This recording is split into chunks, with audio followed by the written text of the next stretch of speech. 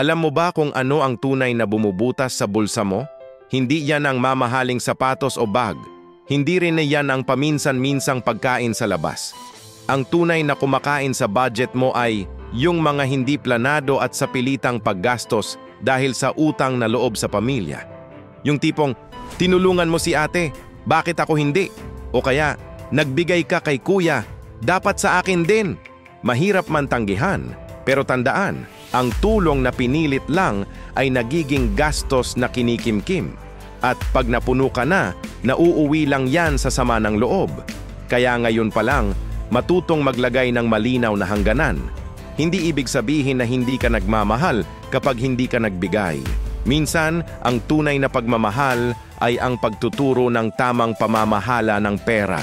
Para sa mga practical na tips tungkol sa pera at pamilya, i-follow ang Money Smart PH. Dito, natututo tayong magkaroon ng diskarte sa pera na may puso pero may kaakibat na limitasyon.